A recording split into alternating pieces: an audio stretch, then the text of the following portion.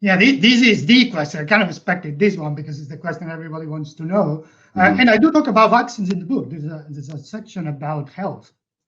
But this specific question of can vaccines be vegan, the answer is yes. So the only reason the vaccines are not vegan is because either have animal ingredients from animal origin, or they've been tested on animals. And this is not a prerequisite to create a vaccine. You could create a vaccine without any animal product, and you could decide not to test on animals. However, the regulations at the moment oblige many of the jurisdictions when vaccines are developed, oblige this testing. But that doesn't mean that it has to be like this forever. Or it doesn't mean that it's a condition for a vaccine to work. No, a vaccine could be tested in humans, could be tested in other ways. There's a lot of research going on in trying to find alternatives to testing.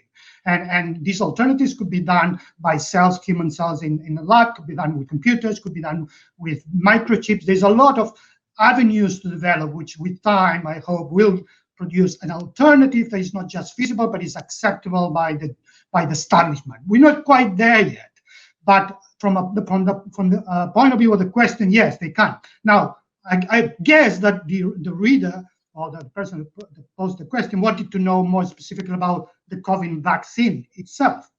So I don't know all the COVID vaccines that have been developed. I presume that many of them, if not all, will have animal products in them. And I also presume that many of them, if not all, have been tested on animals. On that premise, they are not vegan friendly, but neither is most of the medication that we get from the general doctors, which also often contains animal products, which also often are tested on animals. So they are not different than any other medication. Should we, as vegans, reject medications? I would say no, because the whole idea of being vegan is to be vegan in this society, not to be vegan isolated from society, to normalize veganism, not to exceptionalize it.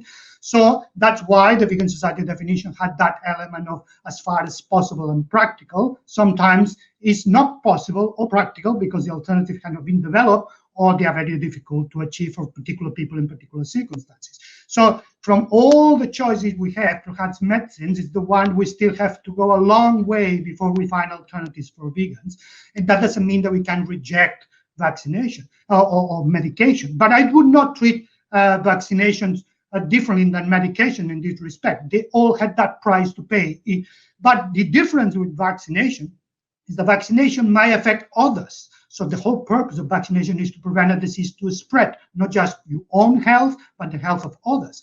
And in that component, it makes it more vegan than other type of medications, because all medications that are just for you, then you can say, okay, I'm a sentient being. The whole idea of veganism is do no harm to sentient beings. I'm a sentient being too. It makes sense to have a medicine for me.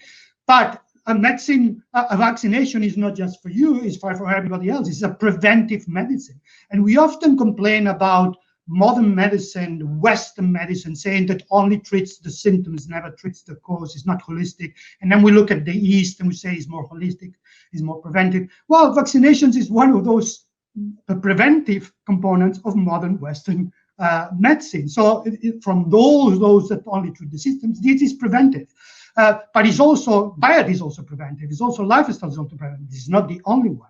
That means the case of vaccination is a perfect dilemma case. It's really a dilemma case, because whether if you don't vaccinate, you might do harm to others. If you're infecting them, you get infected. If you do vaccinate and support an industry that still uses animal products and tests on animals, you are not using the alternatives that are vegan friendly. So it's really a conundrum. So I would say the answer would be, well, each vegan will have to find their own answer. When there are gray areas like that, there is no single rule that applies to all. The circumstances of everyone will have to be applied. And that includes the vaccines. Each vaccine will be a little bit different. Not all the vaccines will be treated in the same way. Not all the vaccines might have animal products. Not all the vaccines might be as effective as others. So you have to really use the information you have at the time and make your decision. So there is no rule about this is what vegans should do. The only thing that is a rule is vegans should consider everyone, including the animals tested, including the ingredients, including themselves, including other humans, and be sure that whatever they choose is the option that prevents doing more harms to others.